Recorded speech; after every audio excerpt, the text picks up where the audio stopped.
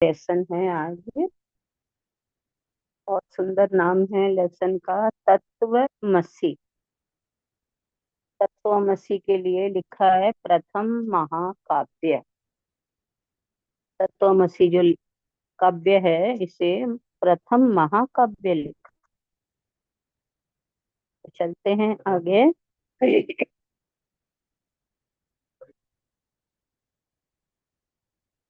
प्रसन्नता की अनुभूति मन को विस्तीर्ण करती है।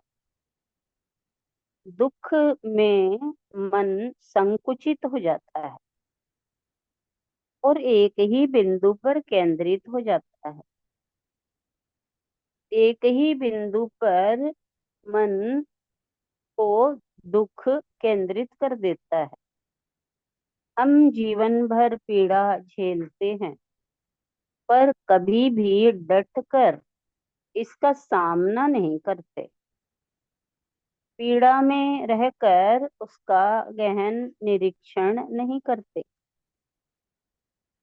प्रेम में भी पीड़ा का अनुभव निहित है, और यही पीड़ा जीवन को एक गहराई देती है। प्रसन्नता है मन का फैलाव तथा इसकी ऊर्ध्व गति। वेदना है मन की सिकुड़न और गहराइयों में डूबना। जीवन ऊर्जा का घनीभूत हो जाना। चेतना में प्रबलता और प्रखरता भी इसी वेदना की देन है। पीड़ा के क्षणों में हृदय अति कोमल हो जाता है, और प्रेम में तुम अति असहाय हो जाते हो।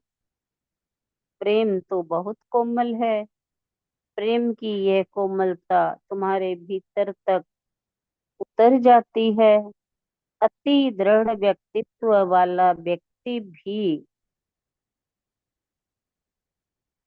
अति दृढ़ व्यक्तित्व वाला व्यक्ति भी प्रेम होते ही निर्बल हो जाता है। प्रेम होते ही निर्बल हो जाता है। परंतु ये कैसा विरोधाभास है। प्रेम ही इस पृथ्वी पर सबसे बड़ी शक्ति है। दुख और उदासी के क्षणों में तुम पत्थर जैसे बन जाते हो, परंतु प्रेम की वेदना जीवन में एक प्रवाह भर जाती है। तुम हल्के और विस्तीर्ण रहते हो। ऐसा ही होता है ना। निर्बल के बलराम, भोले भाव मिले रघुराई। भोले भाव मिले रघुराई अर्थात परमात्मा को भोलापन प्रिय है। वह भी भोलों को ही मिलता है। परमात्मा की अनुभूति भी प्रेम जैसी ही है, कोमल, सरस, निर्भर। तभी तो परमात्मा को प्रेम रूप कहा गया है। प्रेम ही परमात्मा है और परमात्मा प्रेम है, अर्थात दोनों ही विस्तृत और दिव्य स्वरूप हैं। गुरु के सानिध्य में इस दिव्यता की अनुभूति हो ही जाती है। तुम तब गुरु पूछते हैं तुमसे कि तुम कौन हो। क्या स्थूल शरीर भर हो? क्या विचार भावों धारणाओं के पुंज मात्र हो? नहीं, नहीं।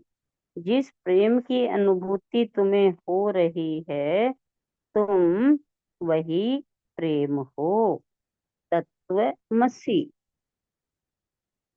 तनिक आंख बंद करो और भीतर झांको। क्या पाया? तुम सिर्फ प्रेम हो। तुम्हारा अणु अणु उसी प्रेमानुभूति से स्पंदित हो रहा है।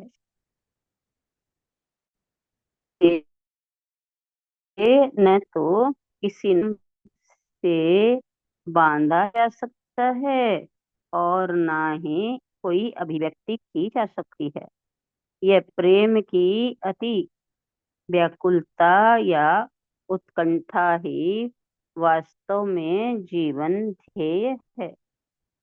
यही प्रेम तुम्हारे दिल की धड़कन है, तुम्हारी दिव्यता है, परमात्मा है, और यही तुम हो, तत्वमसि।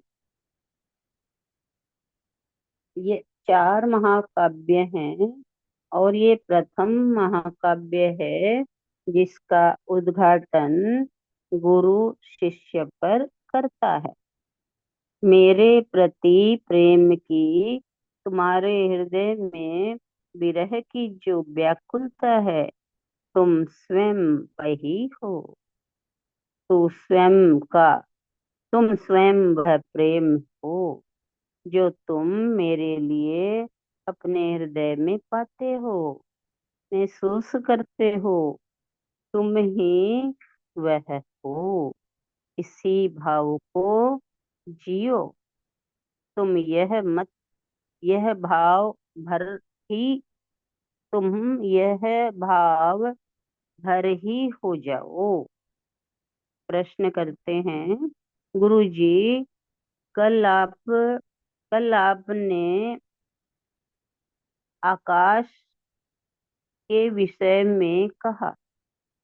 कृपया बताइए, मेरी ऐसी कौन सी भूख है जो भोजन से नहीं मिटती? कैसी प्यास है जो पानी से नहीं बुझती? कैसा सूनापन है जिसे सैकड़ों कृत्व भी नहीं भर पाता? ये कैसी अनुभूति है जिसकी मैं अभिव्यक्ति नहीं कर पाता? केवल आपके सानिध्य में कोई भाव या वे संवेदना, कोई चाह, कोई भूख नहीं बचती। गुरुजी, कृपा करके कहिए, क्या यही गुरु तत्व है, परमात्मा है? मेरा हृदय इसे समझता है, परंतु मन प्रश्न करता है। गुरुजी, उत्तर, गुरु के सानिध्य में आकर तुम स्वयं में स्थित हो जाते हो। अपने केंद्र बिंदु तक पहुंचना, स्वयं में ही लौट आना, यही तो तुम्हारी प्यास है। केवल इसी की प्राप्ति ही आनंद है। इसके लिए गुरु अनिवार्य है, अन्यथा यह संभव नहीं। अपना चेहरा देखने के लिए दर्पण की आवश्यकता होती है कि नहीं? बिना दर्पण के तुम अपनी आंखों में झांक नहीं पाते ना? गुरु वही दर्पण है। इतना ही लेंगे।